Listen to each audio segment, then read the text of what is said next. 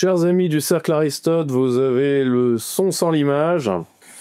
Parce que là, comme vous le voyez, je reçois des gens que vous connaissez si vous êtes habitués de la chaîne, qui sont des amis, Nicole et Gérard de Lépine, les docteurs Nicole et Gérard de Lépine. Nicole, Gérard, bonjour. Bonjour. Alors, À toi et à tes invités. vous venez nous parler du livre Du cancer à la vie, édition Résurgence. La couverture va s'afficher sur votre écran et le nécessaire pour vous le procurer sera sous cette vidéo, qui est un livre de leçons de courage sur une maladie qui angoisse énormément nos contemporains, parce que aujourd'hui je voyais ce matin un extrait vidéo d'une autre chaîne YouTube, qui je crois est Légende, où un statisticien assurait qu'un Français sur deux aura un cancer. Donc, le brave présentateur, qui a l'air gentil comme tout, dit « Ah oui, mais on n'est que toi et moi dans la pièce. » Il est tout de suite été vraiment rassuré. Et donc aujourd'hui, ce serait donc le phénomène endémique, la maladie de civilisation, etc. Et donc, évidemment, avec une angoisse du corps social par rapport à ça. Et vous avez interrogé des patients qui sont sortis pour donner le premier message que les médecins doivent donner, c'est-à-dire que il y a un combat à faire face à la maladie. Si on le mène pas, on le gagnera pas, et si on le mène, on a une chance de le gagner. Absolument. Est-ce que vous pouvez revenir pour... ce serait très, très dur de résumer de grandes carrières médicales comme la vôtre à tous les deux, mais qu'est-ce qui fait que vous êtes orientés à un moment de votre carrière, tous les deux, sur l'étude du cancer, sur le fait de combattre le cancer? Moi, c'est devenu... j'étais orthopédiste, donc chirurgien qui s'occupait des membres, des os et des muscles du squelette. Et un de mes cousins, par alliance, a été traité dans un grand hôpital de Paris pour un cancer de la jambe. Et il a été amputé. Et il a été guéri. C'est ce que disaient les médecins. Mais il n'a pas du tout été guéri, ce pauvre homme. Il a un très brillant esprit. Il était dans une banque promu aux grandes destinées directoriales. Et il ne s'est pas marié. Il n'a jamais été promu, parce qu'on ne va pas promettre à un gars qui a eu un cancer, ce que ça risque de revenir. Donc sa vie a été foutue. C'était un guéri foutu. Donc à cette époque, je me suis dit, c'est pas possible de faire ça. Voyons un peu si c'est justifié du point de vue médical. Et en faisant la littérature, on s'est rendu compte que on t'ampute pas, tu crasses quand même. Donc il fallait trouver autre chose. Tu crèves pas. L'amputation, oui, c'était quand même 80% à cette époque. 80% des gens qui avaient un ostéosarcome étaient amputés et mouraient. Et même si on les amputait avant de faire la biopsie. Donc on ne peut pas dire que c'était l'acte chirurgical de biopsie qui faisait partir les petites cellules. Elles étaient déjà en place. Et donc il fallait faire autre chose. Et donc je me suis dit, puisque ça ne sert à rien d'amputer, on va enlever simplement, à cette époque, on commençait à ne plus amputer les malades atteints de cancer du sein. Et je me suis dit, on va faire la même chose pour les cancers des os. Et donc, on enlevera la tumeur sans enlever la jambe en entier. Et au début, ça a été très difficile, parce que la communauté était réticente. En particulier la communauté française, et encore plus le Conseil de l'Ordre, où j'étais menacé d'être interdit à vie d'exercer, parce que je n'amputais pas. Et à cette époque, j'ai été sauvé par les Américains qui ont sorti un petit papier qui correspondait à un audit de tout un week-end avec un tiers de ministère, un tiers de famille de malades et un tiers de médecins spécialistes. Ils disaient exactement ce que je disais. Donc il n'y avait pas de différence entre l'amputation et... Mais c'était un combat qu'il a fallu mener pendant au minimum 20 ans pour le faire admettre au point de vue international et partout. Maintenant, tout le monde dit... Oui, enfin de moins en moins à nouveau. Non, c'est pas ça. Maintenant, on commence. Il y a quand même pas mal de cancérologues qui n'ont pas étudié tout ce qui a été fait depuis 30 ans et qui recommencent à dire que sans amputation, l'enfant ne guérira pas. Moi, j'ai des patients au téléphone qui me disent ça. Oui, ça c'est autre chose. C'est parce que il y a à la fois la peur de complications qui seraient juridiques, pénalement coupable, puisqu'un chirurgien qui opère, il est responsable de ce qui arrive. Et s'il y a une infection, Et dans les grandes interventions comme la chirurgie conservatrice des membres, qui dure parfois 6 heures, parfois 12 heures, quand ils font un fémur entier ou un bassin, c'est des interventions extrêmement longues. Et en plus, sur des malades qui sont immunodéprimés, puisqu'on leur donne des drogues qui mettent en l'air leur immunité, le taux d'infection dans la littérature est entre 10 et 20. Et actuellement, la loi française dit que c'est l'accusation de prouver la culpabilité. Sauf, il y a une exception, c'est les infections post-opératoires. En cas d'infection opératoire, la loi française dit c'est au chirurgien de prouver qu'il est innocent. Donc, on a bien entendu des assurances, et les assurances nous disent surtout, vous n'avez pas le droit de prendre de risques. Et moi, j'ai dû arrêter mon activité parce que mon assurance, un malade avait porté plainte à qui j'avais sauvé la vie. C'était un énorme tumeur du bassin qui venait d'Algérie. La bande avait déclaré inopérable. Je lui ai enlevé ça. Et 10 ans après, il était toujours vivant. Mais un copain lui a dit « Oh, tu as eu une infection dans ta suite, tu devrais attaquer ton chirurgien, tu vas gagner de l'argent. » Donc, il m'a attaqué. Et alors, ce qui m'a tué, c'est lorsqu'il y a eu les experts médicaux de l'affaire, les experts judiciaires, qui ont examiné, qui ont dit au malade, mais enfin, vous êtes complètement scandaleux, il vous avait dit avant qu'il y avait un risque infectieux, il vous a sauvé la vie, vous devrez remercier. Et ils ont dit la phrase qui a tué après, c'est « lui seul fait ça en France ». Malheureusement, ils ont dit ça devant l'expert de mon assurance, qui tout de suite a répété un mois plus tard, l'assurance ne voulait pas plus de moi, parce que je faisais des choses que les autres ne faisaient pas. Donc, les assurances ont imposé aux gens de ne plus prendre de risques. Donc maintenant, le chirurgien qui voit un malade atteint de cancer, il ne traite pas le malade, il traite son risque à lui comme chirurgien judiciaire. Donc on ampute. Et toi, Nicole, comment tu es venue en plus à une spécialité? J'étais pédiatre. Quelle... J'étais pédiatre, j'ai fait pédiatrie, j'ai fait de la pédiatrie générale, puis un peu plus spécialisée longtemps. Et puis, il s'est trouvé qu'effectivement, les malades que Gérard n'amputait plus avaient été repérés par le professeur Georges Maté, à qui on va rendre hommage, parce que la gloire est fugace et les gens ne se souviennent pas. C'est lui qui avait quand même inventé la greffe de moelle dans les années 50.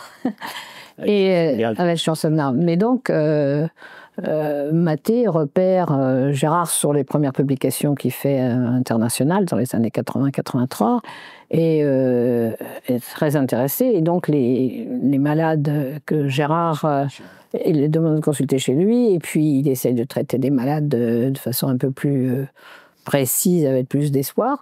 Et puis, il y avait des enfants là-dedans. Et bon, alors, c'était l'époque, il y a toujours des pince-fesses partout, ça existe encore. Et un jour, dans un pince-fesses, je dois dire, Mathé me dit « Ça t'intéresse l'oncologie pédiatrique ?» Je dis « Ça m'intéresse. » Moi, je faisais partie, j'étais chef de clinique à l'époque. Non, j'étais déjà titulaire. Praticien hospitalier, comme on dit maintenant. Ça t'intéresse? J'ai dit, nous, ça nous intéresserait sûrement, mais il faut avoir un nombre de malades suffisant, mais pourquoi pas, oui. Et donc, en fait, nous, on a eu le recrutement de Mathé des enfants au départ, le recrutement direct de Gérard, parce qu'une fois que ça s'est su qu'il n'amputait pas, il y a quand même des patients qui sont arrivés. Les enfants, ils voulaient qu'on les traite chez nous, c'était dans le vieil hôpital Hérolde. Et donc, on s'est mis à faire l'oncologie pédiatrique bien avec grand plaisir, parce que ça se passait dans les années 80. Moi, j'avais été chef de clinique, donc depuis les années 73. Et à l'époque, les patients qu'on voyait avec des tumeurs solides, ils arrivaient. On nous dit « Ah, une tumeur solide, vous ne gardez pas, vous en envoyez à Gustave Roussy. » Et 2 mois après, on avait un faire-part de décès. Donc, je disais de travailler, c'était partout, hein. Ça se passait comme ça dans les années 70. Donc, je me disais de travailler un sujet aussi intéressant. C'était vraiment le boulot de médecin hospitalier. Donc, on l'a fait avec plaisir. Et puis, du coup, on a fait la littérature internationale. Du coup, on est allé dans les congrès où on rencontrait les gens qui avaient l'habitude de traiter ces maladies-là, dont évidemment notre éminent professeur Gérald Rosen, devenu notre ami, malheureusement décédé. Mais ça permet aussi de lui rendre hommage, parce que quand même, il y a des gens comme ça, tout à fait exceptionnels, qui ont modifié le cours des choses. Qui ont, grâce à leur réflexion, permis de sauver des milliers de malades dans le monde. De fait, quand même. Hein. Et donc, on s'est... En Rosen, c'était 15 à 20% au maximum de survivants. Après lui, normalement... Pour les cancers des os, pour les cancers des os.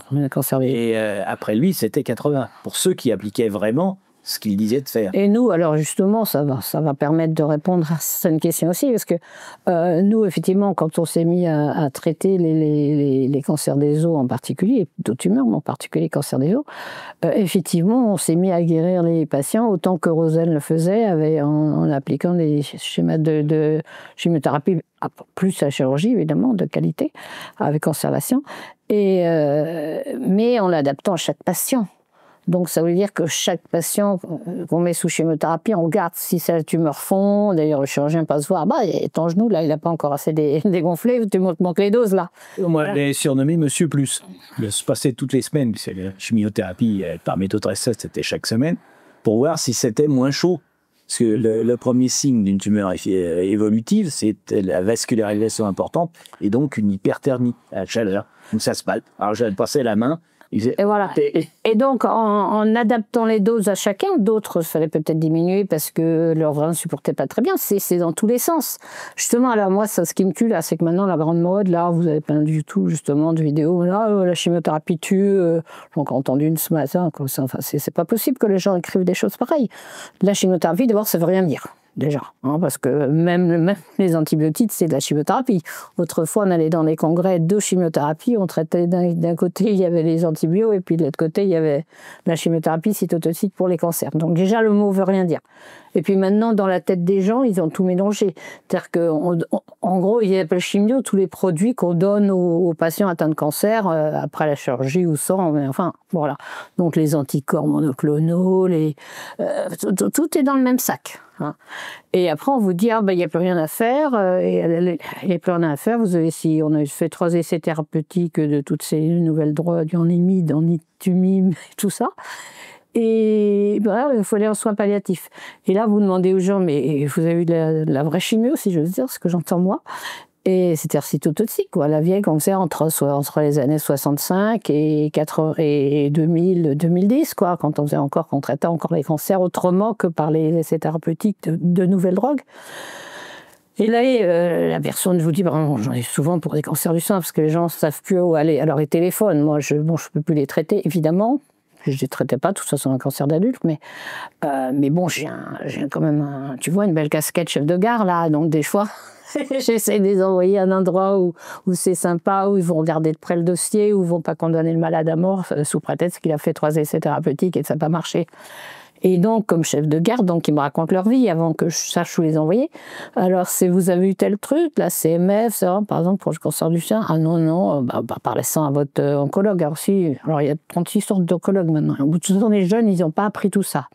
Mais il y a On ne prend pas. Tout ne lisez pas ce qui date de plus de 3 ans. Oui, c'est ringard. Mais alors, bon, il y a les gens qui ont envie de guérir leurs malades quand même dans les jeunes. Il y a quand même des humains qui ont fait ce métier comme ça et qui n'ont pas été forcément assez bien formatés pour s'en fiche du malade. Et alors, il y en a qui leur disent « Ah oui, non, jamais entendu parler. Je vais vous regarder, mais je veux bien vous le faire. Elle ne veut pas m'envoyer le protocole. » Oui.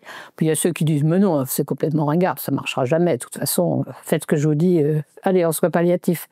Au revoir, madame. Si vous voulez une euthanasie, on va vous l'offrir. » Voilà. Donc, la chimiothérapie, c'est tout ce qu'on veut. Donc, que les gens ne disent pas que la chimiothérapie ne sert à rien parce que c'est vraiment méchant vis-à-vis de tous ceux qui pourraient en avoir. C'est des gens qui ne vont pas bénéficier de toutes les chances de survie qu'ils pourraient avoir. Et il ne faut pas tout mélanger, quoi. Et il faut être clair quand même. Je vais vous donner des chiffres parce que c'est important, quoi. En 1995... 2000, quoi, à peu près à la fin du moment où on traitait encore les gens en fonction de ce qu'ils étaient. Mais partout, quoi. Je veux dire, oui, la littérature, ou quand même les oncologues, les chirurgiens, tout ça, gardaient une certaine forme de liberté, parce qu'on commençait à nous dire, vous consommez trop de sang, etc. Dans les années 95, ça commençait. Mais enfin bon. Donc en 95, on guérissait 80%, plus de 80% des enfants atteints de cancer, toutes tumeurs confondues. Quand j'entends guéri, ça veut dire que 5 ans après, ils étaient là, 10 ans après, ils étaient là, et qu'ils sont là maintenant avec des enfants, etc. Donc, plus de 80% des enfants atteints de cancer, et plus de 50%, sur les statistiques, c'était 55% des adultes atteints de cancer. Alors, il est clair que, là, c'est un mélange, je vous donne. Que le gamin qui avait un osteosarcome, qu'on a pu traiter avec les schémas de Rosen, etc., avec de la bonne chirurgie, avait quasiment 95% de chances de guérison et qu'il y a un certain nombre de tumeurs cérébrales, par exemple, qu'on ne peut pas enlever en monobloc extratumoral parce que sinon on t'enlève trop de cerveau, était plus difficile à guérir. Mais statistiquement, l'ensemble, quand même, ça faisait plus de 8 enfants sur 10 guéris grâce à des traitements comprenant de la chimiothérapie. Alors qu'on arrête de les priver de ça, qu'on arrête de raconter de n'importe quoi en disant « Ah, mais avec telle petite drogue, tu vas guérir, etc. » On entend quand même beaucoup d'horreur en ce moment. Je pense que c'est pas par hasard, parce que les gens sont quand même très manipulés, très manipulables. Donc, en réfléchissant, en voyant Big Pharma finalement représenté par un certain nombre de gens qui démolissent la chimio classique, effectivement, les petites chimios qu'on donne, enfin, les petites chimios entre guillemets au point de vue du prix, qu'on donnait, elle devait, je sais pas, elle devait coûter 100 euros par mois ou maximum par semaine, pendant que les nouvelles drogues sont à 3 000, 4 000 euros le mois. Donc, effectivement, c'est pas intéressant pour Big Pharma. Donc, Big Pharma a tout intérêt à faire détruire dans l'imaginaire des gens les vieilles drogues du genre Blandoxan, du genre du méthotrexate, du genre de la même d'adriamycine, tout ça, du cisplatine, tout ça, qui étaient des drogues, effectivement, il fallait savoir les manier, il fallait aller regarder, il faut avoir des infirmières, il faut avoir des médecins, il faut avoir des labos, effectivement, pour vérifier, il faut avoir des gens qui vérifient le cœur, l'échocardiographe, il faut faire ce métier. Il faut faire le métier, c'est pas des bonbons. Et ben voilà, c'était pas des bonbons. Mais si tu surveillais bien, tu mourrais pas de cisplatine. Parce que le cisplatine, nous, par exemple, on donnait la même drogue sur 5 jours en continu, que donc enfants ados, hein, on avait relativement plus de lits quand même que les adultes, parce qu'il y a quand même plus de cancers adultes. Et les adultes avaient souvent, pour d'autres cancers, n'importe, mais la même drogue en 6 heures, en un jour d'hôpital de jour. C'est la grande fierté actuellement. Vous êtes en hôpital de jour. On peut faire de tout en hôpital. Ouais, sauf que, évidemment, si tu as la drogue qui a un peu une tendance à être toxique pour le rein, si tu la fais en 6 heures, au lieu de 5 jours, pour la même dose, il est évident que tu avais plus d'ennuis, et puis pas survienne, parce que 5 jours, tu as le malade sous les yeux, ou en tout cas, il téléphone tout le temps, tu doses, tu fais le enfin, tu fais de la médecine, quoi. Tu fais de la médecine, quoi, tu fais ton métier, exactement.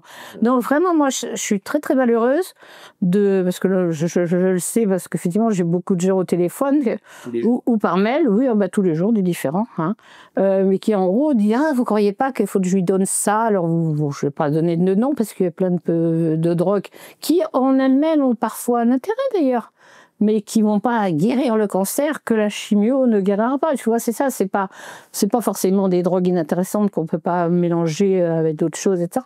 Mais ils veulent absolument faire dire que moi j'ai la recette avec ma drogue, mon livre, vous avez qu'à lire mon livre, vous allez savoir comment guérir tous les cancers. Bon. En fait, ce livre n'était pas fait dans ce but-là. D'ailleurs, ce livre, il était fait un peu quand même parce qu'effectivement, tu vois, tous ces gens qui téléphonent tout le temps, ils sont désespérés. Le téléphone, souvent, c'est pour ma sœur, c'est pour mon mari, c'est pour mon gosse. Bon, ils sont désespérés, il n'y a plus rien à faire. Et le cancer, ça tue. On est revenu là, quand même. Quand on a commencé nos études, en 60-70, le cancer, ça tue.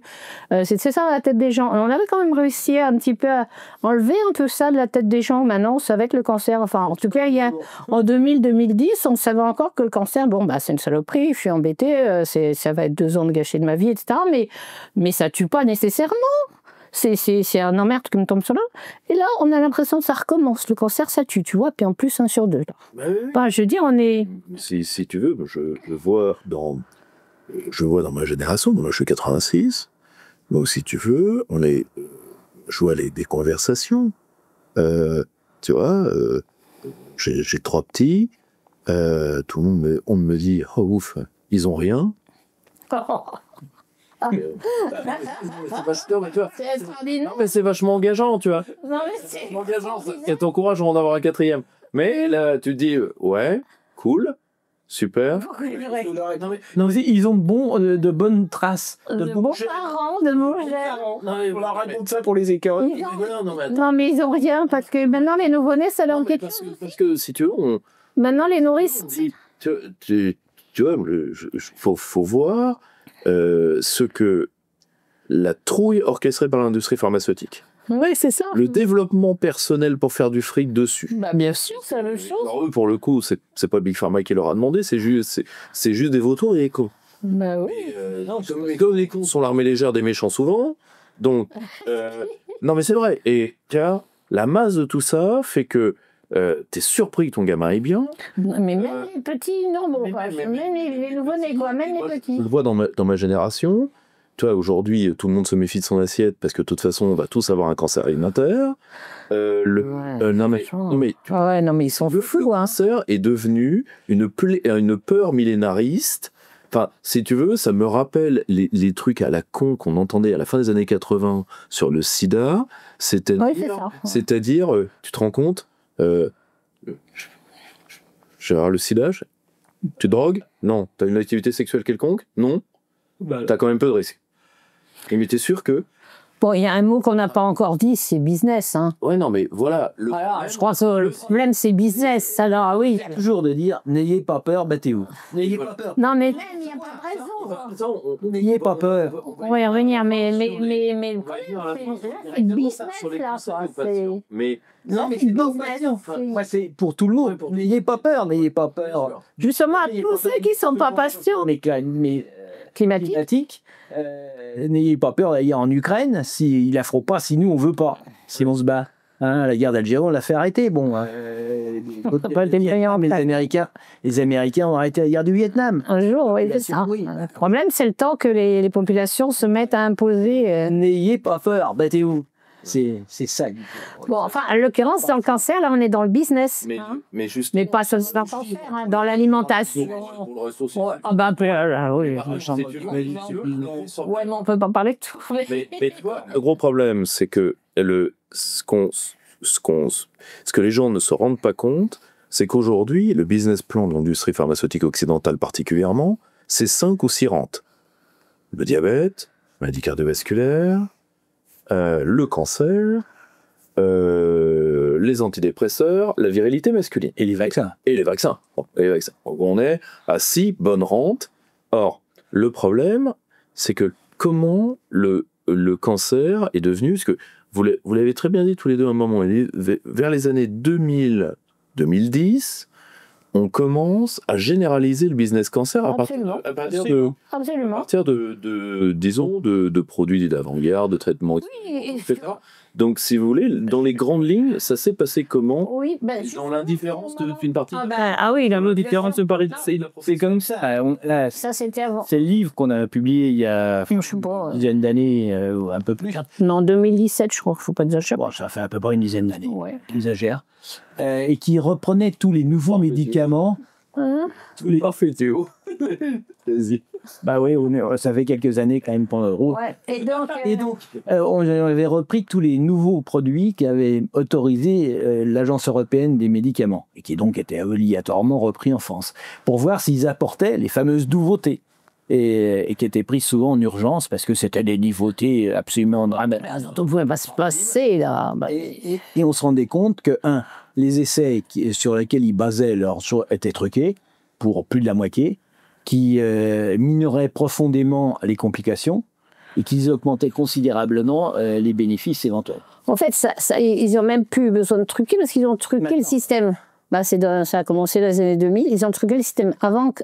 Je sais pas, quand nous, on a commencé la cancérologie et qu'on allait en congrès, les fameux ASCO qu'on vous sort maintenant, ils ont dit à l'ASCO, il faut rigoler, maintenant l'ASCO, c'est la plus grande voie internationale de business qu'on puisse avoir. Mais elle a été créée en 83 et quand on allait en 90, 95, tout ça, on apprenait les nouveautés, parce que chacun amenait ses nouveautés de par le monde. On disait, bon, si on a un truc intéressant, on va le montrer à l'ASCO. Et ce qui était clair, c'est que comment on regardait si un médicament améliorait le cancer. Tu regardais si, je sais pas, tu avais tel type de lymphome, si tu avais une publication avec suffisamment de malades de ce type de lymphome, je sais pas, il y avait, je vais dire n'importe quoi, 40% de survie à 5 ans, tu regardais si avec la nouvelle drogue ou le nouvel ensemble de drogues qui donnait, tu avais 60% de survie à 5 ans. Et si c'était le cas, c'était formidable. Et en plus, c'était normal que l'industrie pharmaceutique obtienne l'autorisation de commercialisation sur le marché. Mais c'était quand même pas rigolo, ça, parce que d'abord, les patients disaient ça va passer vite, moi j'ai ça, je veux qu'on me donne tout de suite ça. Non, c'est sûr. Et ils ont été manipulés, oui, mais n'empêche qu'ils ont utilisé des patients, comme toujours.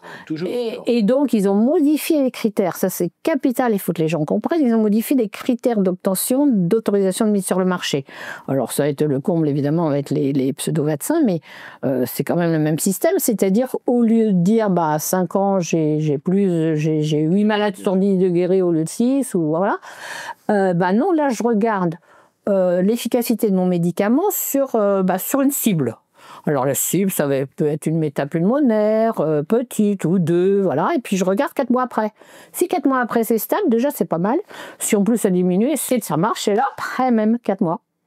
Et alors, évidemment, on se garde. Il n'y a pas de différence. Et puis, en plus, évidemment, tu n'as pas le temps sur ces 4 mois de voir les effets secondaires, de voir les...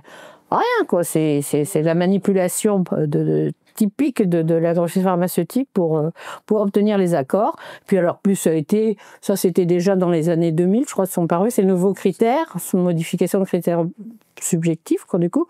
Et comment les appeler, critères de substitution. Merci. Plutôt que de prendre un critère qui est trop long. Qui est objectif, il faut faire un critère substitutif. Et donc... Choisi soi-même et donc... Et donc, après, c'était encore compliqué, ça, parce que 4 mois, c'est compliqué. Alors après, ils ont trouvé des petites anomalies génétiques, ils ont dit, il y a une bonne probabilité que ça marche sur tel type de cancer. Allez, hop, je te donne les mêmes. Mais normalement, ces élèves-là... Mais mieux cervique par soi-même. Ah ouais, absolument.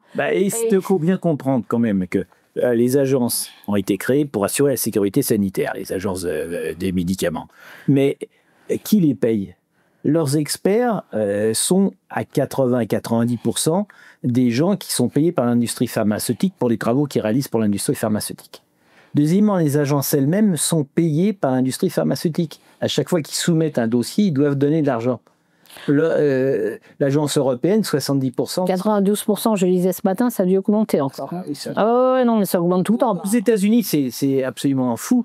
C'est que l'industrie donc se plaignait dans les années 2000 que ça met trop de temps, le bureau fédéral, pour donner les autorisations. Et le ministère disait, oui, mais nous, on n'a pas ça nous coûte trop cher déjà, l'agence. On n'a pas assez de personnes. Et les laboratoires étaient très généreux. Ils disent, pas de problème, nous allons payer les fonctionnaires. Et actuellement, 80% des fonctionnaires de la Drug and Food Administration sont payés directement par l'industrie pharmaceutique. Alors, ah oui, ça vient pas. Oui, mais ça me rappelle d'autres institutions Ça me rappelle d'autres institutions. Ça marche un peu pareil, Ils se payaient à double fond. Une partie des fonctionnaires de l'OMS, par exemple. Mais là, c'est même pas... Mais là, c'est même pas double fond, c'est officiel. C'est officiel. Plus haut.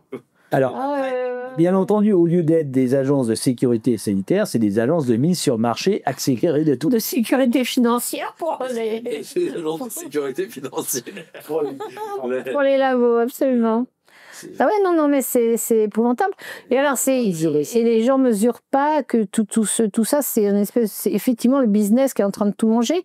Et ils se font avoir parce que du coup, maintenant, effectivement, alors que c'était à l'ASCO, j'ai quand même détaillé l'ASCO, c'est symbolique quand même. C'est vraiment le grand congrès international cancérologie. Elle est toujours membre de l'ASCO. Oui, je suis membre encore. Enfin, je pense. Ouais. Si. Bon, peu importe ta vie, oui, c'est ça. Mais membre honoraire, machin, ouais. Mais non, mais on apprenait quelque chose et puis on s'occupait de soigner les gens, quoi. Et là, maintenant, l'ASCO elle-même fait la publicité, dénonce la vraie chimiothérapie, etc. Puis fait de la publicité pour toutes ces nouvelles drogues à 3 000 €, quoi. Le mois, je suis encore gentille parce qu'il y a quand même... Oui. Il y a des médicaments qui arrivent vraiment à dépasser largement. Ouais, t'as des médicaments qui arrivent à 300 000 € l'année. Pour un patient. Ouais. C'est quand même un peu l'exception, ça. C'est un peu l'exception, mais c'est un peu pour les produits génétiques en particulier. Enfin bon, peu importe, on est dans le business jusqu'aux deux oreilles. Et alors, qu'est-ce qu'ils font ? Tous ceux qui vendent des produits miracles, etc., ils vont faire pareil. Et 3 ans, il est à 1 million. Ah bon ? Il le rentabilise. Il est rentabilisé, oui. Puis après, on dit, vous faites fatiguer sur palliatif et euthanasie, on va vous payer votre euthanasie, parce qu'on est gentil, on vous paye l'euthanasie. Moi, je trouve ça extraordinaire que les assurances remboursent l'euthanasie. C'est quelque chose qui me dépasse un peu, mais... non, c'est une norme logique. Tu arrêtes le business. Tu arrêtes la dépense médicamenteuse. Oui, d'accord, mais une fois que t'es mort, on te rembourse quoi? Enfin, à qui on rembourse? C'est ça. Bon, enfin bon, peu importe. Quoi. Oui, mais enfin, c'est hallucinant. 8 à 10 000 euros en Suisse, on te paie tes 8 à 10 000 euros pour t'y aille. Ouais, enfin bon, c'est Et en hallucinant. plus, ça résout le problème des retraites, exagère. Voilà, non, mais il faut que vraiment les gens. Alors, avec les nouvelles drogues, il faut qu'ils fassent attention, parce qu'il y a les nouvelles drogues, bon, celle de Big Pharma, hein, tous les anticorps, machin. Et puis, tu as aussi plein de gens qui ont leur traitement miracle, je dis, chacun, avec des drogues. Chaude, mais à peu près. Oui, mais pas toujours. Enfin, il y a des choses qui peuvent être intéressantes en association, etc. Et les gens confondent tout ça, quoi. Et moi, je suis effarée parce qu'ils t'envoient un mail. Alors, ils ne font pas bien la biblio, hein, où on n'est vraiment pas célèbre. Souvent, ils m'envoient un mail en me disant, alors, je vous demande avis, mais bon, j'ai déjà fait le jeûne. Bon. Et puis évidemment, je veux de la médecine alternative, je refuse la chimio. Alors moi qui commence par écrire ça. Mais bon, je veux dire, ils refusent la chimio a priori, tu vois. Mais par contre, ils ont déjà fait le jeûne. Bon, moi, je pense que moi, j'ai vu tellement de cancéreux cachétiques à 30 kilos que j'ai du mal à penser que. Ils n'avaient pas le jeûne. Il avait fait tout seul le jeûne et ça les avait pas guéris. Donc bon, je veux bien que les gens sont bien avec un jeûne, ça me gêne pas, mais il commence par me dire ça, et puis je ne veux que des médecines alternatives. Qu'est-ce que ça veut dire? Alors là encore, t'as une quantité de choses dans lesquelles il y a sûrement des choses intéressantes et d'autres moins. Ça m'intéresse. Mais il ne faut pas... Alors oui, sur la tolérance, peut-être. Puis peut-être qu'il y en a d'autres qui peuvent aider. Alors je vais quand même mettre à part, parce que je ne sais pas si on a le temps de le dire, je vais quand même mettre à part ce qui se passe depuis 2-3 ans. C'est-à-dire qu'avec les turbocancers en particulier... Hein, avant, ça était lente et douloureuse.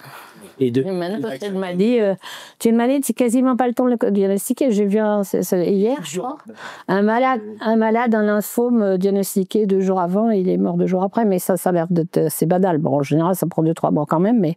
Alors que les lymphomes étaient typiquement les maladies qu'on savait très bien guérir dans les années 2000. Ouais. Oui, c'est ça qui est terrible. 15%. Bon, alors les tumocancers, ça a l'air d'être un peu spécial quand même, parce qu'effectivement, ça touche essentiellement les gens qui ont eu 3-4 vaccins. Apparemment, c'est après le 3e que ça commence à faire fort. Puis c'est peut-être pas les mêmes. En plus, ils ont quand même, au début, il y a eu beaucoup de... Au début, il y a quand même beaucoup de placebo quand même. Enfin, en tout cas, c'est sûr qu'il y a eu beaucoup de placebo, mais... Bon, peu importe, ou des chaises ou ce qu'on veut, j'en sais rien. Enfin bon, en tout cas, statistiquement, ça touche quand même les gens qui ont eu quand même plusieurs injections. Et ils sont particuliers parce que, par exemple, c'est des gens des femmes qui avaient eu un cancer du sein il y a 20 ans, qui étaient guéries, personne n'en entendait plus parler, puis hop, ça redémarre. Et la différence avec avant, si tu veux, quand les gens faisaient une récidive de leur cancer, souvent, tu reprenais les traitements qu'ils avaient eus 2 ans, 3 ans avant, et ça remarchait. Bon, tu les remettais en rémission ou pas, mais enfin, ils ne mouraient pas dans les pattes comme ça. Et là, on a quand même l'impression qu'il y a effectivement un certain nombre de cancéreux qui ne réagissent pas au traitement qui habituellement marchait dans ces types de cancers. Soit pour les gens qui ont des récidives inattendues, je veux dire sur des gens très guéris, vraiment guéris depuis longtemps, soit sur de nouveaux patients, en particulier les enfants, il y en a quand même pas mal, des enfants, des jeunes adultes qui n'avaient pas ce type de cancer avant, et là, hop, ça arrive. Et donc, il y a quand même quelqu'un qui s'appelle William Makis, qui est sûrement pas tout seul d'ailleurs, qui a travaillé, canadien, je crois, qui a travaillé depuis 2-3 ans là-dessus.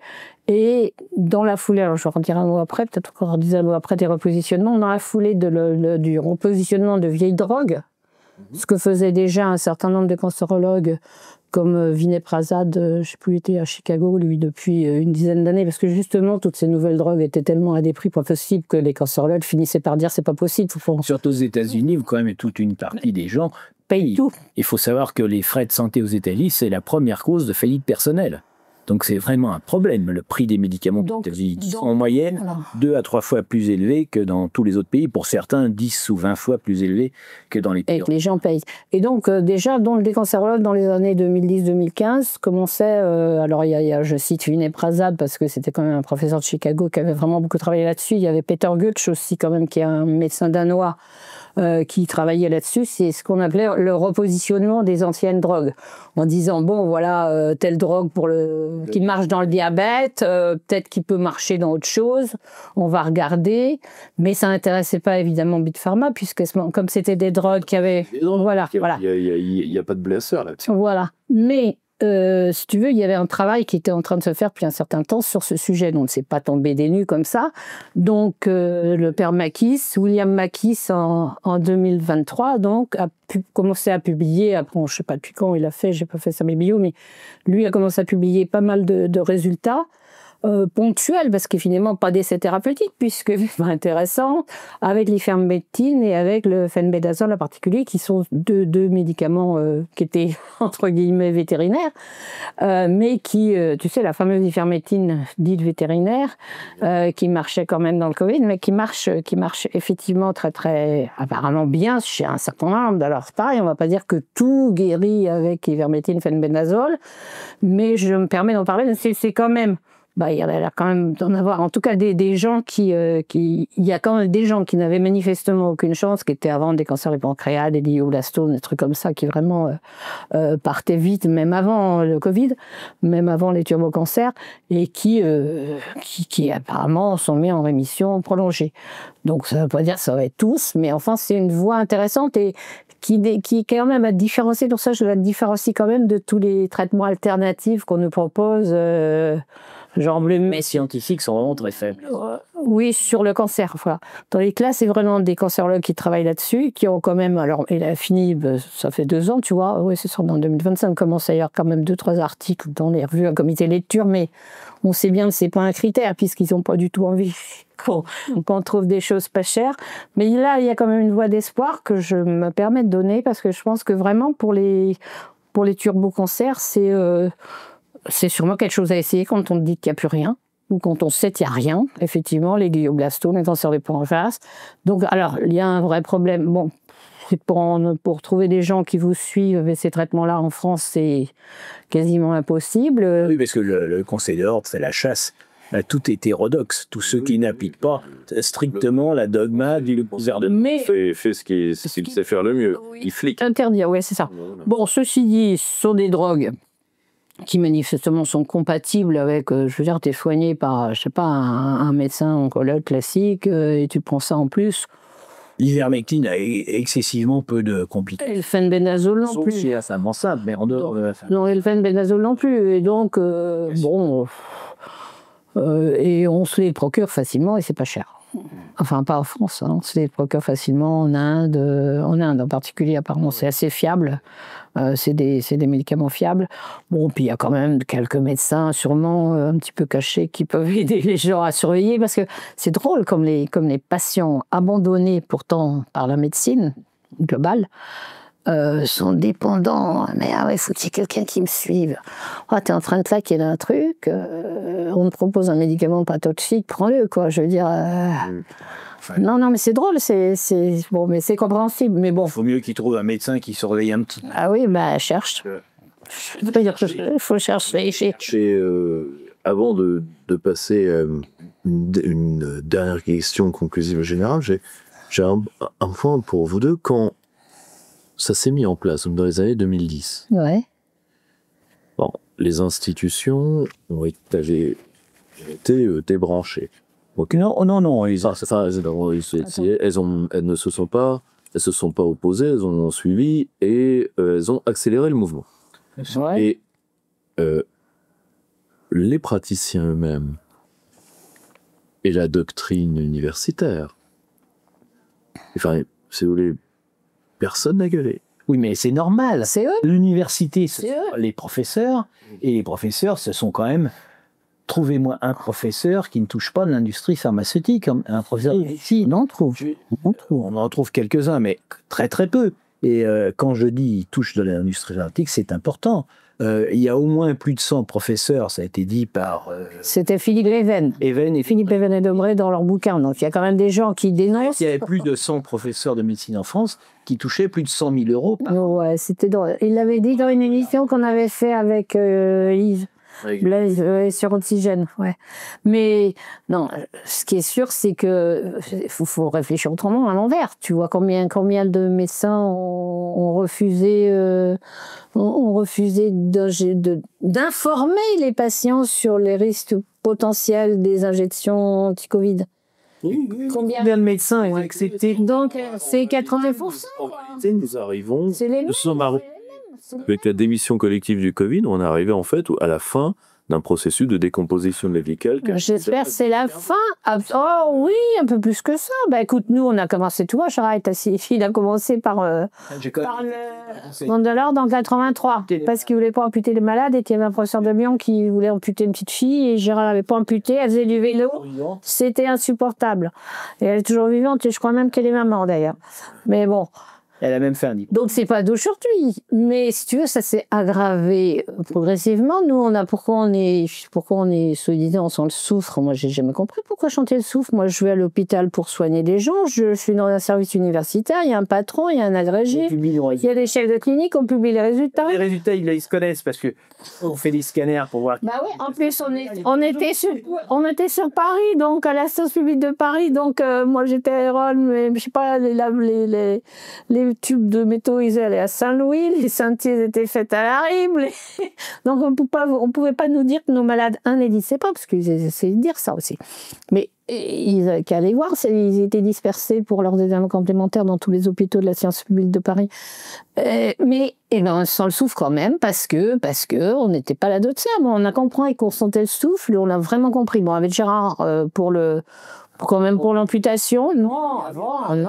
On insiste. Et moi, j'ai compris qu'on avait, parce que ce qu'ont dit les gens, c'est est-ce que quelqu'un d'autre l'a dit? Et à partir du moment où il y avait les Américains, ça voulait dire qu'un médecin français n'a pas le droit d'inventer quoi que ce soit, de découvrir quoi que ce soit, si ça n'a pas été avant inventé par les Américains. Et puis les premiers ostéosarcomes, donc Gérard récupère avec Mathé, là, qu'il faut qu'on traite. Bon, qu'est-ce qu'on fait, nous? On demande comment il faut les traiter. Moi, je ne savais pas en 83 ce qu'il fallait donner comme chimiothérapie. Donc on demande, en l'occurrence, c'était Jasmin qui était l'adjoint de Mathé, qui nous dit il faut le faire le protocole l'EORTC. Donc c'était le protocole européen. Fondateur de ce protocole. Voilà. Et là, on fait ça entre 83 et 85, et là, tu as 10, 15 malades.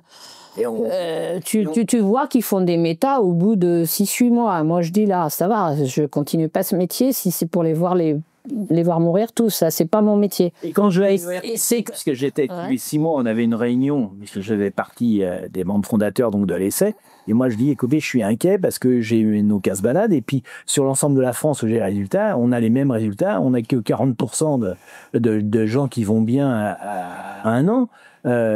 Est-ce que c'est comme ça sur l'ensemble de l'Europe?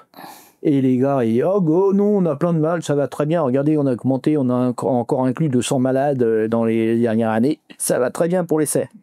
À la 3e fois, je me suis fâché. Alors, quels sont les résultats? On dit, il n'est pas question qu'on donne les résultats parce qu'on serait obligé d'arrêter l'essai. Donc, c'est ça le part d'Européens. Hein. Le médecin européen savait que les résultats étaient mauvais, il ne voulait pas les publier pour ne pas arrêter leur essai. Et alors, donc, nous, on a publié, on s'est fâché, on a publié. Dans le bulletin du cancer. Dans les 3 mois, on a publié le résultat en disant danger de la chimiothérapie que lorsqu'elle est pas bien surveillée et inefficace. Et trop longue. Ouais. Et bulletin du cancer. Jasmin, il faisait un peu la gueule, en paix à son âme, il faisait un peu la gueule, dire oh, tu vas te mettre tout le monde. Et elle a raté. Du coup, on rencontre Gérald Rosen à Londres, je me souviens. Bon, oh, c'est un jeune homme. Moi, tu vois le mec qui a écrit le truc, qui marche et tout. Tu vois un ancien, maintenant c'était un jeune, il avait quoi, 5-6 ans de plus que nous. Et notre Rosen, du coup, on se dit, on va faire du Rosen. Bon, tu vois, on avait effectivement quand même encore une certaine liberté de soigner. J'étais à l'hôpital universitaire, avec un patron qui me soutenait, quand même. Faut. Oui, mais même moi, je faisais... Et toi en chirurgie, et l'hôpital, oui, en clinique, tu faisais les premières, même de l'hôpital, en disant j'en ai fait, vous pouvez me croire. Ouais. Donc, on pouvait encore faire. Et donc, En 86, on va à Budapest, je me souviens, c'est beau. Et là, on présente nos résultats, nos 10 premiers malades qu'on n'avait pas traités dans le RTC, mais qu'on avait fait en Rosen. Et là, tu me crois si tu veux, mais moi qui avais fait les 15 premiers, là où il y avait des méta tout le temps, mes 10 premiers malades faits en Rosen, tout bêtement, en appliquant du Rosen tout bête à l'époque, après on l'a un petit peu amélioré encore, mais eh ben, ils étaient tous vivants, 100% vivants. Devant, d'accord, mais alors avant, ils étaient tous prévus morts pour très vite. Et là, ça leur plaisait pas du tout qu'on ait écrit ça. Et là, il y a le patron de radiothérapie de l'hôpital Tenon, qu'on connaissait, je lui avais même proposé un poste d'agrégé, hein, et qui me dit « Ah, c'est toi qui fais de l'oncologie pédiatrique clandestine ?» Clandestine. Ouais, à la paix de Paris avec un patron agrégé des chefs de clinique, 90, ouais, clandestine.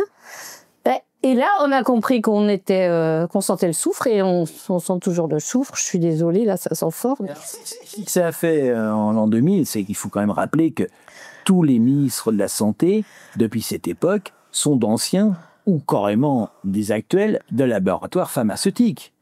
Si on a eu les 11 vaccins... ça, c'est Buzyn. Et en bas, c'est Macron et Sanofi. Oui, mais même avant Macron et Sanofi, n'exagère pas. Les 11 vaccins, c'est Buzyn. Oui, mais déjà avant...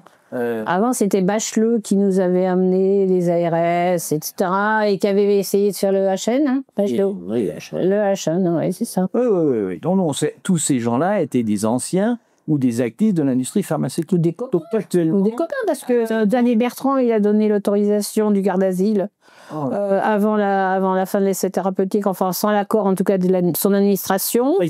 Non seulement il a donné l'accord, mais en plus il a fixé un prix astronomique. Parce que le garde-asile, à 120 € l'injection, il en faut 3 pour des gens qui ont plus de 18 ans, 500 € par mois, puisqu'il y a les consultations avec, 500 € pour la sécurité sociale. Alors qu'un vaccin qui tape 4 maladies virales différentes, c'est entre 10 et 15 € en moyenne. Et là, 500 €, crac. Donc, c'était ou des pharmaceutiques, ou même bizarrement, mais enfin, à la limite, on s'en fout.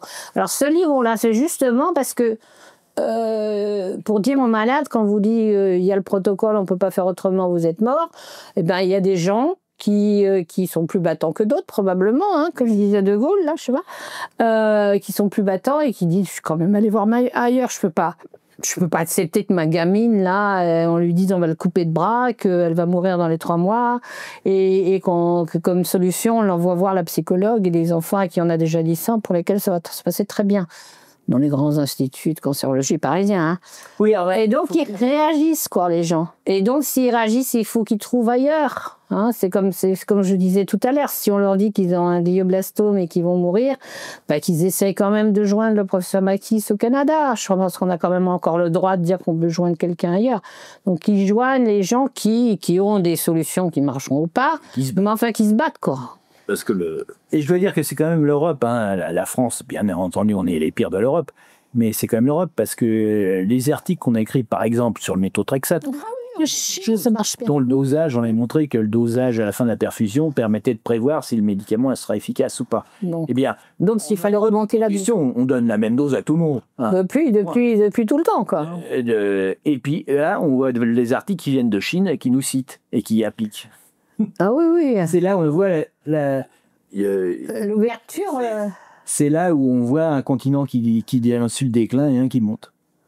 Et plus en vous écoutant, puis en vous lisant depuis longtemps tous les deux, à la fin,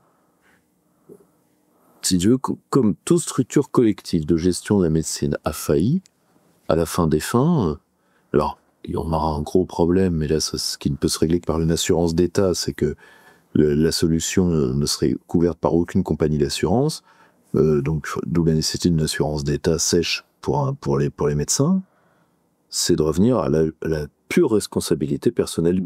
Je rappelle que légalement, c'est toujours le cas. Ce qui était incroyable, la responsabilité personnelle du médecin, ça reste la base de la juridiction médicale en France. Mais, y compris pour les injections Covid, d'ailleurs. Hein. Oui, d'ailleurs, c'était rappelé par l'Europe. Que même s'il n'a pas eu une autorisation. Surprise dans 3, 2, 1, et il y en a qui vont avoir une bande-annonce de fin de film douloureuse. C'est déjà qui trinque, et à juste titre, c'est celui qui a injecté de Garésil au gamin et qui en est mort à Nantes. Hein. Ah bah celui-là, il est mis en examen. Hein, c'est pas un problème. Oh, c'est pas si risqué, mais en tout cas, il est mis en examen, quoi. Celui qui est mis en examen, c'est le médecin. Ah bah oui, il a injecté, bah tant pis pour lui, hein, mais je veux dire... Je pleure pas pour lui, il a injecté... Mais en particulier, ceux qui ont injecté, effectivement, les Covid à tour de bras, là, à 750 € de l'heure, un jour ou l'autre, ils auront peut-être quelques ennuis, en tout cas, ils ont peut-être quelques angoisses. Quand ce papier est paru, c'était rigolo, quand même.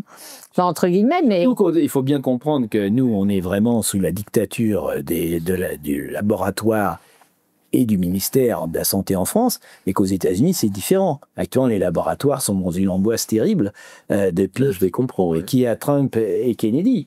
Et sur le vaccin Covid, Trump a dit qu'il voulait avoir les vrais résultats. Ouais, il veut dire, il a dit, je veux me faire... Non, il a dit, je veux savoir si si on m'a menti pour l'opération Warfeed. Ah ouais, Extraordinaire. c'est déclaration officielle. C'est quand même vachement chouette, je trouve, parce que... La responsabilité des vaccins, des pseudo-vaccins, on ne devrait pas appeler des vaccins, parce que ce n'était pas des vaccins selon Pasteur. Hein. Oui, mais si jamais il serait le temps passé, des injections, allez. Des injections Covid est établies de manière formelle en justice aux États-Unis. En France, ils vont avoir du mal à dire que c'était vraiment... Oh, puis c'est quand même ça. Au Japon, en Australie, il sort beaucoup de papiers. Hein. Comment ça sort? Bon, moralité, c'est quand même pour le cancer, il faut que les gens pour n'importe quoi.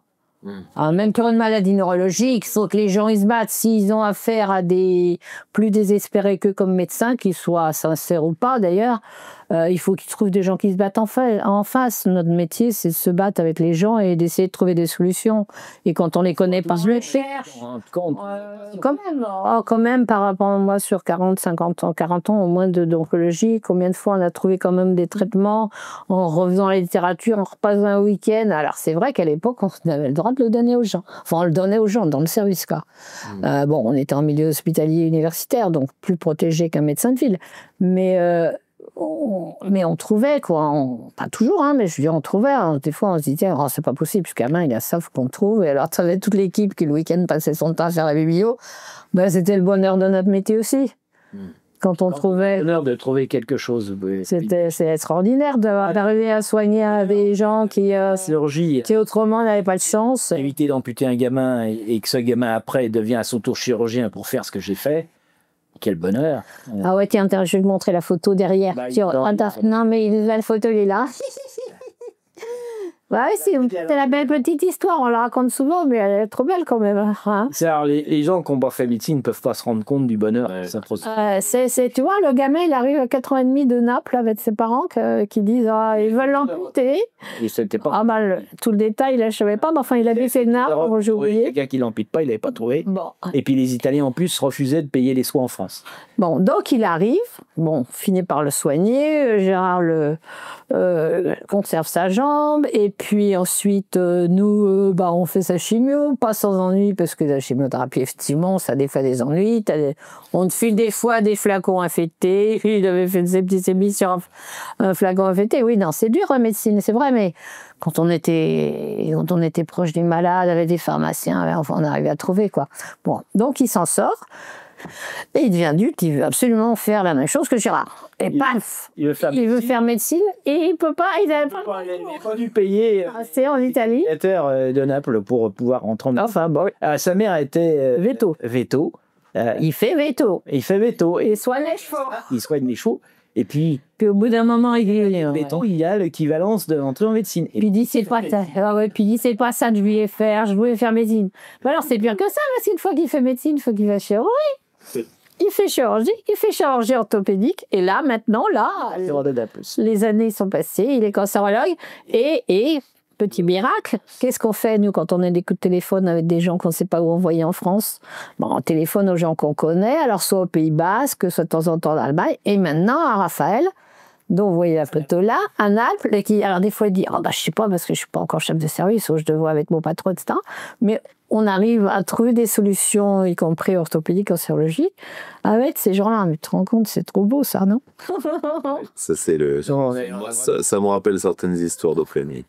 Mais tous les médecins doivent avoir ça. Ouais. Je pense Il y a 2-3 belles histoires dans chaque cabinet. oui, je crois. Mais pour conclure, bon, c'est un petit jeu, mais ça permet également de faire des formats un peu plus courts pour que les gens soient, Attentifs. et puis aussi des idées forces dans la tête. Ouais. On va pas partir sur les bonnes idées en termes de prévention, parce qu'il y a autant de types de prévention que de types de cancer. Mais mettons les 5 grandes idées quand vous êtes patraque, les résultats tombent, le diagnostic est établi, vous avez un cancer. Quelles sont pour vous deux, avec toute l'expérience que vous avez, les idées que le patient et ses proches doivent avoir en tête, doivent garder en tête pour pouvoir affronter le traitement et affronter la maladie? Les 3, 4, 5 grandes idées. Je dirais d'abord sur le mot prévention, je vais quand même faire une petite réflexion simple. La meilleure prévention, c'est de vivre normalement et pas penser en permanence à la maladie, à celle-là ou une autre. Il faut manger normalement sans se préoccuper du nombre de machins, de calories ou je sais pas quoi, d'anomalies qu'il peut y avoir dans la nourriture. Il faut essayer de vivre normalement, essayer de repenser de vivre comme vivaient nos grands-mères à la campagne, quoi. Je veux dire, bon, ça c'est première prévention. Mais après, c'est vraiment de poser les bonnes questions. Et les bonnes questions, c'est quoi? C'est de dire, d'abord vous me dites j'ai un cancer, vous me dites ça sur quoi? Moi j'ai une amie, il y a quelques jours, elle m'a téléphoné pour un cancer. J'en sais rien, c'est un cancer pour l'instant. Elle n'avait pas eu de biopsie, ou après elle avait une petite biopsie, elle n'avait pas le résultat de la biopsie. Elle n'a pas de cancer, si elle n'a pas de biopsie. Puis il y a un autre monsieur aussi, 2 jours après, enfin c'est tout le temps, ça. C'est tout le temps. Mais sur quoi vous avez un cancer? Pourquoi vous dites que vous avez un cancer? Là, c'est ce que j'ai dit à mes amis. Bon, d'accord, mais c'est pas ça qui prouve que vous avez un cancer. Sur quels critères? Alors déjà, il faut que le médecin, en général, ça part quand même un petit peu du médecin ou le malade a entendu ça, en tout cas. Il faut vraiment que le médecin qui a dit vous avez un cancer, il dise sur quel argument. Est-ce que c'est sur...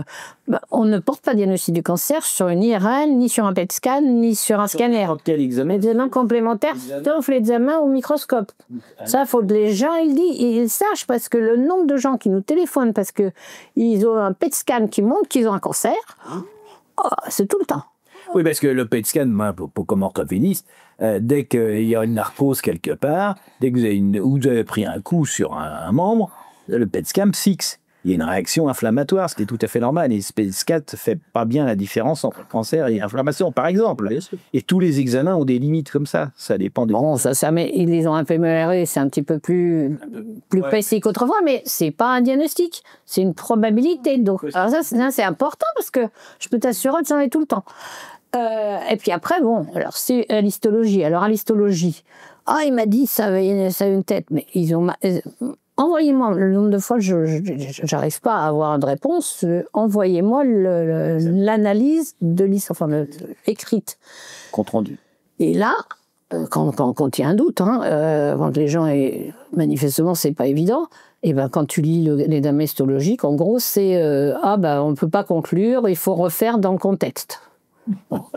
La personne, elle a un cancer, elle n'en a pas, j'en sais rien, je ne peux pas non plus éliminer qu'elle n'en ait pas, mais donc il faut vraiment qu'ils aient un compte-rendu histologique précis qui affirme tel type de cancer. Les pathologistes, sous la pression juridique, ils ont multiplié les... Ils oublient de dire qu'il y a un cancer qui est 3 ans après, on en trouve un endroit, ils vont être condamnés. Donc, au moindre doute, ils disent on ne peut pas éliminer le cancer. Ou alors ils disent oui, il faut refaire dans le contexte. Ou alors, et puis ils multiplient les formuliers, les K1, K2, K3, enfin les tests, quoi. Ils essaient de tester avec 25 trucs en général incompréhensibles. En tout cas, pour moi, de nouveaux tests, si tu veux, pour essayer d'affiner. Mais soit il y a des cellules qui sont cancéreuses, soit elles ne le sont pas. Faut arrêter. Ça veut pas éliminer que le malade puisse avoir un cancer. Donc une fois que tu as une certitude diagnostique, il te propose une attitude à tenir. Et pourquoi vous me proposez cette attitude ? Qu'est-ce que demandez, parce que en gros c'est le protocole. Alors d'ailleurs, essayez de pas faire trop vite. On n'est pas à 3 jours près. Souvent on dit aux gens faut revenir demain, on va vous mettre n'importe quoi, un truc, et puis on commence la chimio lundi. Bon, ça va, on n'est pas exceptionnellement, bon, avec les turbocancers, c'est peut-être différent, mais comme de toute façon, ça ne change rien, absolument. Mais avec les cancers d'évolution normale, ordinaire, on n'était pas à 3 jours près. Il faut faire vite une fois qu'on a commencé. C'est-à-dire que si on vous dit il y a 3 cours de chimiothérapie à 3 semaines d'intervalle, il ne faut pas les faire à 6 semaines d'intervalle parce que l'efficacité ne va pas être la même. Mais tant qu'on n'a pas commencé, on n'est pas à 3 jours près. Prenez le temps de réfléchir. Ne vous laissez jamais rentrer dans le TGV. Ils me disent tous TGV, les patients. Bon, on vous rentre, il faut aller faire ça, il faut aller faire ci, il faut aller faire ça. Prenez le temps de réfléchir. Posez-vous. Est-ce que vous voulez être soigné, je ne sais pas, au centre bon, je veux dire, au Morentin, ça serait méchant. Je ne sais pas s'il y a un hôpital d'ailleurs. Bon, je veux dire, la petite ville à côté de laquelle vous êtes, ou est-ce que vous voulez rester dans le grand centre entièrement où vous êtes, mais où ils ne sont pas humains? Au contraire, hein, ça peut être dans tous les sens. Réfléchissez, prenez le temps de discuter avec les gens qui vous aiment. Pas les autres. Les autres, il faut fermer vos oreilles. Hein, parce que fermer vos oreilles, les voisins, les gens qui travaillent, qui ont tous vu « Ah, mon machin, il a eu la même chose ». En général, il est mort, celui qu'on te raconte d'ailleurs. Voilà, donc fermez vos oreilles et partagez vos hésitations avec 2-3 personnes proches, hein, le mari, la femme ou pas, ou l'amant, j'en sais rien, celui avec lequel vous êtes le mieux en ce moment, et vous réfléchir où vous voulez être soigné. Et surtout, une fois qu'on vous propose un schéma de traitement, il faut demander pourquoi ce schéma de traitement. L'état des gens, je veux avoir la chimio, bien madame, laquelle? Ah, c'est pas, on m'a pas donné les noms. Non, mais on est venu, il y a 10 ans, je peux vous assurer, il y a 10-15 ans, on donnait les noms des chimios aux gens. Enfin, les gens on leur donnait un protocole écrit. Alors, quand vous insistez, il y a gros brouillé sur un papier, je ne peux pas les lire. Bon. Et il faut que le médecin que vous avez en face de vous, c'est un technicien de la médecine, comme vous êtes peut-être électricien ou je sais pas, ou maçon, chacun son boulot. Donc, il n'est pas plus que vous. Il faut pas, je veux dire, c'est pas surhumain que vous avez en face. Il est homme comme vous ou femme comme vous. Et vous, il faut pas le prendre pour un être supérieur. Soit il est bon en médecine, et bien tant mieux. Mais il n'est pas être supérieur dans l'absolu. Donc, faut que cette personne-là, vous ne vous prenne pas de haut. Vous considérez pas comme un objet. Si vous vous sentez considéré comme un objet, changez de crèmerie. On a encore cette liberté, on est en 2025, on a encore cette liberté de choisir, de changer d'endroit. La seule chose, souvent, est titi. Par exemple, le mec qui est à Bordeaux, qui veut venir à Paris, on ne rembourse pas les transports, trucs comme ça. Mais pour l'essentiel, vous avez le droit de vous faire soigner par qui vous voulez encore. Donc profitez-en. Si vous êtes tombé dans une boîte d'usine à essai, sortez de l'usine à essai. Si vous sentez bien que ce qui est intéressant pour le médecin de vous avoir en face, c'est de vous intégrer absolument. Tout le temps, il vous dit j'ai des pressions, j'ai pression. C'est peut-être pas des pressions. Hein. Changez de crèmerie. C'est pas facile, hein, c'est pas des décisions faciles à prendre parce qu'ils vont me dire, mais tout le monde tombe sur le dos à ce moment-là, je suis pas en état. Faut être en état, monsieur, parce que c'est votre peau à vous et le mec qui est en face, s'il veut vous imposer un protocole, s'il vous impose le protocole pour avoir ces 10 malades dans ce protocole-là et pas pour vous soigner. Il faut que vous sentiez que le mec qui est en face de vous, c'est votre aide, c'est votre allié dans la lutte contre cette maladie. Je ne sais pas si c'est clair. Oui, bien sûr. Je veux dire, il faut vraiment que les gens... Alors, une fois que tu demandes le protocole, devant et toi, te le donner par écrit. C'est la loi. Comme chirurgien, moi, je donnais aux malades, pour mes grosses interventions particulièrement dangereuses, ils avaient même des photos d'autres interventions. Tout était détaillé avec les complications possibles, malheureusement. Il y en avait un certain nombre, c'était détaillé, ils avaient l'information. Mais si ça ne suffisait pas, ils pouvaient me poser toutes les questions que tu voulais. Oui, mais que c'est une coloscopie, ça a des papiers. 8%, c'était énorme. Pour l'orthopédie, c'est normalement 1 à 2%. Mais dans cette chirurgie-là, la littérature, c'est 10-20. Donc j'étais plutôt dans la fourchette basse. Et je n'ai pas eu de plainte, sauf celui qui m'a fait expulser de la chirurgie, en fait. L'assurance. De l'assurance. Où l'assurance m'a expulsé. Il y en a une plainte en 30 ans ou 35 ans. Alors, j'ai eu beaucoup de malades qui ont eu des complications. Personne ne m'a attaqué parce qu'il estimait que je les avais prévenus et il savait que c'était le risque. Alors, il faut aussi être gentil avec le médecin parce qu'il y a aussi quand même, faut voir dans le sens de patients agressifs. le médecin, il n'est pas tout puissant. Et il faut bien comprendre c'est pas Dieu, et puis il est dans un système épouvantable que les Français n'ont pas combattu. Ils n'ont pas défendu leur... Quand Marisol Touraine, en 2016, avait passé cette épouvantable loi avec Véran, d'ailleurs Olivier Véran comme rapporteur, au passage, 2016, les patients n'ont rien dit. Enfin, les citoyens n'ont rien dit parce qu'elle avait promis le tiers payant et les dents et les lunettes gratuites. Donc, vous pouviez faire n'importe quoi, puis les médecins, ils savent ce qu'ils font, c'est à eux de faire, etc. Donc, il n'y a eu aucune ration. Pour les vaccins obligatoires chez les enfants, il y a eu 2-3 manifs, il y avait 200 personnes. Pas raisonnable. Alors maintenant, chacun essaye de trouver sa solution individuelle. Mais bon, donc... Mais il faut que maintenant les patients, les citoyens, ils aient peut-être compris quelque chose quand même, que les médecins, ils les ont pas forcément bien aidés pendant le Covid. Hein. Ils les ont laissés enfermer sans protester.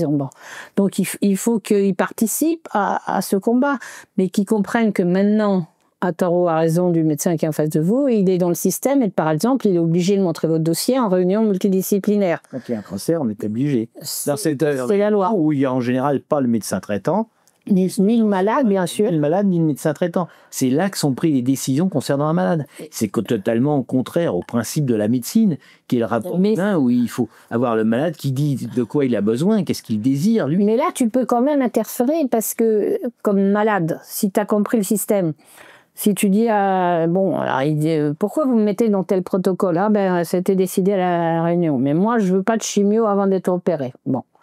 Ouais, des fois, ils ont écouté des méchants là, qui disent qu'il ne faut pas forcément faire le chimio avant. Si tu as une toute petite tumeur du sein, tu n'as pas forcément besoin d'un chimio. Et puis, tu n'as pas forcément besoin... Tu as besoin de t'opérer tout de suite, par exemple.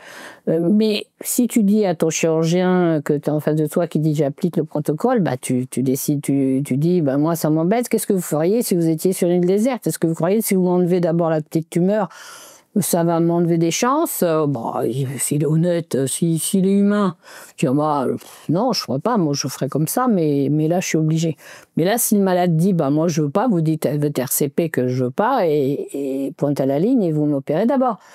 Je veux dire, vous pouvez discuter quand même avec le CITI. Il aussi, s'il est humain, Et à une chose, seulement dire au malade, c'est si votre cancérologue vous dit que vous n'êtes pas inopérable, ne le croyez pas. Vous êtes peut-être inopérable, c'est peut-être vrai. Mais lui, le cancérologue, il n'en sait rien, il n'est pas chirurgien.